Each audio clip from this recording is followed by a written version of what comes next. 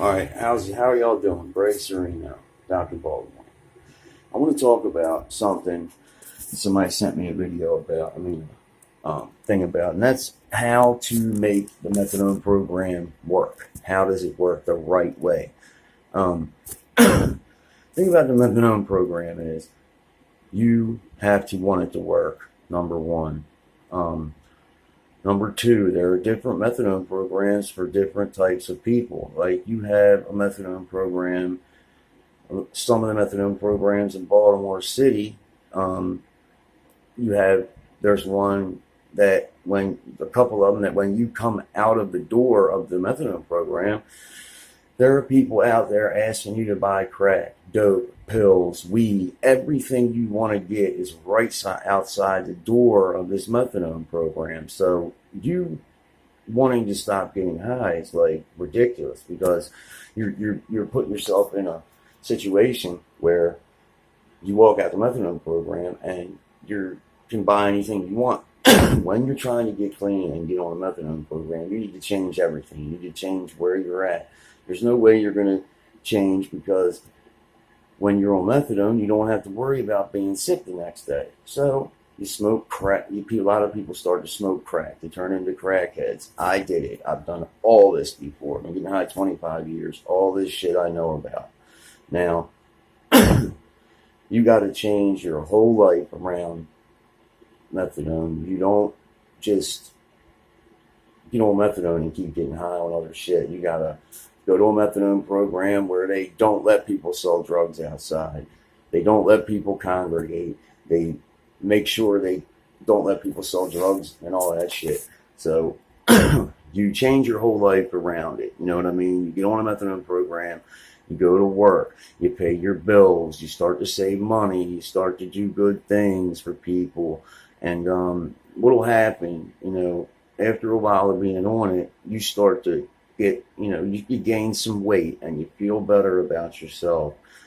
Once you change your whole life around it, then what starts to happen is good things will influence your decisions. Like instead of, I'll give you a scenario. When you walk into the methadone program, let's say you're going to get medicated and you see somebody you used to get high with, just so happens, and he says, "Hey man, look, Greg, I know you got a car, man. Why don't you give me a ride downtown? I'll buy you 2 pills or I'll buy you something, man, this and that."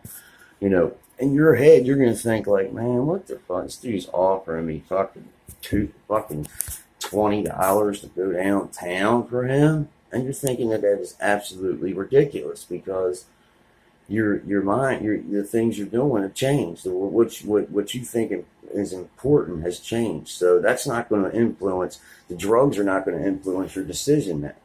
Your influence, what influences you is going to change. So what I have done is this.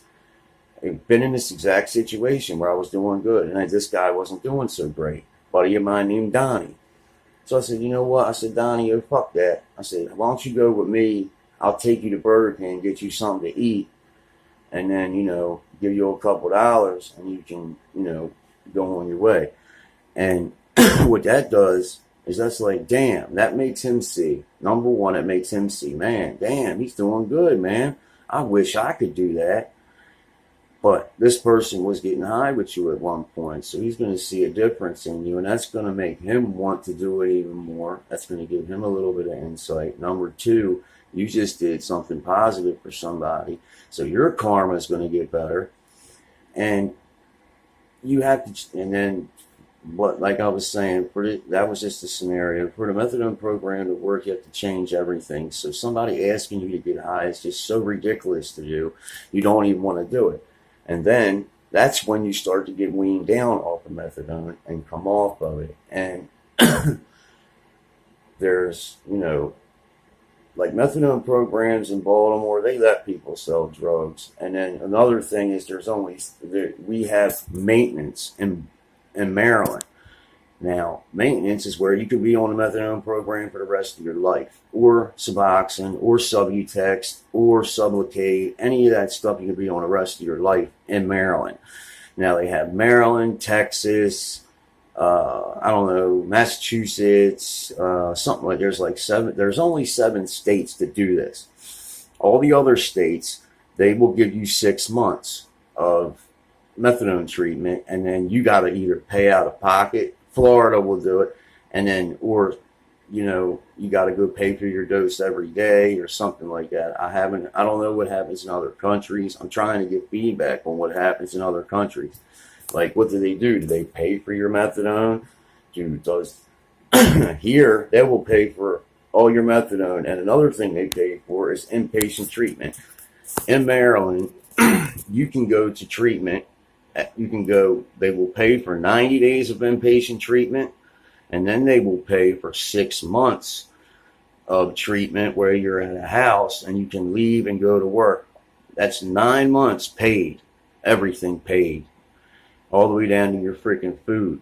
And then what people do is they'll go to the 9-month mark, and then if you relapse, they will start all over again and start you back at the beginning. And you're allowed to do that 2 times a year, mind you. All right. So you can get 2 extra months of funding if you write them and ask for it. So therefore, that's 11 months of funding that the state will pay for. So you can go 11 months, relapse, go 11 months, relapse, go 11 months, and live in a fucking rehab center. And people do that in Maryland because you get it twice a year, 11 months. There ain't no time. How are you going to do it twice a year? You only got to do it once a year because they fund you for 11 months. That's the loophole. But anyway, that's how you use the methadone program. You got to change your entire life around it, and then you pull yourself, then you get yourself off of it, and you have to change your influences, change your people you're around, your decision making.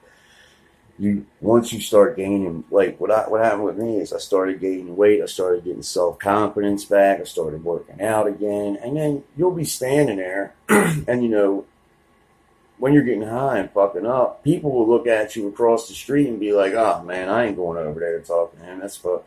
They will feel your negative energy. They will see how skinny you look. They'll see how shitty you look. And they won't even want to come talk to you. And then when you're across the street and you see people and they want to come talk to you, you feel that energy. You know that. You're like, damn, man, they were over there and they looked at me and they wanted to come talk to me. That makes you feel good because you definitely care what people think about you. I put a short up about that. All these shorts that I put up, these little short videos, they are all things that have helped me get clean. They're all about getting clean. Every one of them is about getting clean. And they've all helped me get clean in some way. That's what I've used. I've used them thought processes and stuff to get clean and to stay clean. And you can look at all my videos, right? There's videos of me when I'm walking up and down Bel Air Road and I'm totally fucked up. I'm high as shit. My neck's skinny. I look crazy as hell. I'm saying a bunch of crazy shit. I'm talking to whores while I'm talking to y'all. It's just, that's why I made all them videos, so y'all can see the difference in me when I'm getting high and then the difference in me now. It's a big difference. It's crazy. I love y'all. I love all y'all 129 subscribers I got. Press the subscribe button if you're not a subscriber and like the video. That's all I ask you to do. It's not a big deal. I do it for people all the time.